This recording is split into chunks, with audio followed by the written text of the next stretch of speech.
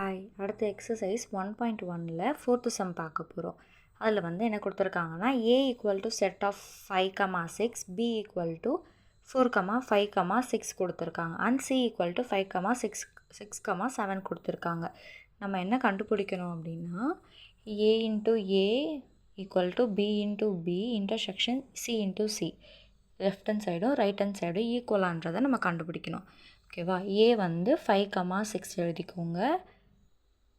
a into ஏவோட தான் ஏவை மல்டிபிள் பண்ண போகிறோம். அப்போ 5,6 இன்ட்டு செட் ஆஃப் 5,6 ஃபஸ்ட் நம்பரோட ஃபஸ்ட்டு ரெண்டு நம்பரை மல்டிபிள் பண்ணணும். 5 இன்ட்டு 5 5 இன்ட்டு 6 அடுத்து 6 into 5 6 into 6 left hand side கண்டுபிடிச்சாச்சு. இப்போது b இன்ட்டு b கண்டுபிடிக்கணும். அதே தான் bவோட தான் bயை மல்டிபிள் பண்ணணும். ஃபஸ்ட்டு 4ஆல் இது 3 நம்பரையும் மல்டிபிள் பண்ணணும். 4 இன்ட்டு 4 4 இன்ட்டு 5 4 இன்ட்டு 6 3 நம்பர் வந்துடும்.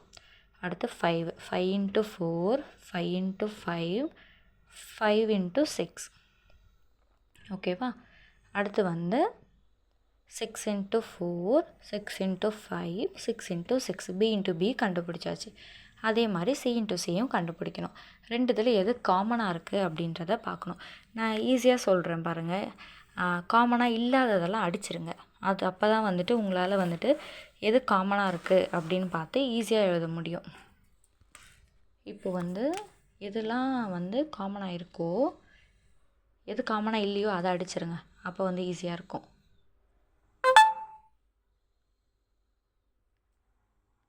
ஃபோர் இன்ட்டு 4 கிடையாது, இது காமன் கிடையாது. 4 இன்ட்டு 5 காமன் கிடையாது. 4 இன்ட்டு 6 இதில் கிடையாது. 5 இன்ட்டு 4ம் கிடையாது. 5 இன்ட்டு 5 இருக்குது, 5 இன்ட்டு 5 இருக்குது, 5 இன்ட்டு 6 இருக்குது, 5 இன்ட்டு 6 இருக்குது. ஓகேவா? ரெண்டு நம்பர் இருக்குது. அடுத்து இந்த நம்பர் கிடையாது, இந்த நம்பர் இருக்குது. 6 கிடையாது இல்லையா? 6 இன்ட்டு 5 இருக்குது, இதுலேயும் 6 இன்ட்டு 5 இருக்குது. நெக்ஸ்ட்டு 6 இன்ட்டு 6 இருக்குது. 6 இது 4 கிடையாது. அப்போது இந்த 5 5,5 5,6 6,6 அண்ட் 6,5 இந்த 4 நம்பர் தான். அப்போது மேலே கண்டுபிடிச்சதும் இதுவும் ஈக்குவலாக இருக்குது. அப்போது என்ன எழுதணும்? From 1 and 2 a into a equal to b into b intersection c into c is verified எழுதணும். 1 மற்றும் 2லிருந்து a into a equal to b into b intersection c into c நிரூபிக்கப்பட்டதுன்னு எழுதி இது முடிச்சிருங்க. இது 2 மார்க் கொஸ்டின்லேயும் வரலாம், இல்லை 5 மார்க் கொஸ்டின்லேயும் வரும். கொஸ்டின் பேப்பர் ஈஸியாக இருந்ததுன்னா இதுதான் வரும்.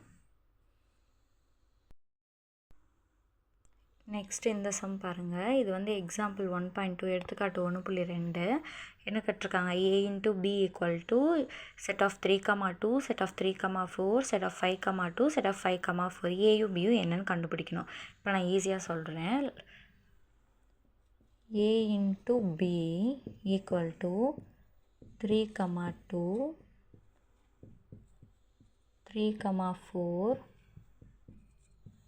5,2 5,4 ஃபஸ்ட்டில் உள்ளதெல்லாம் a, செகண்டில் உள்ளதெல்லாம் b. இப்போது 2 3 இருக்குது, 2 5 இருக்குது. அப்போ என்ன எழுதுங்க?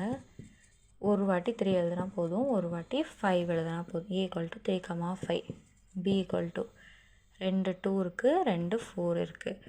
அப்போது 2,4 அவ்வளோதான். இது முடிஞ்சுது.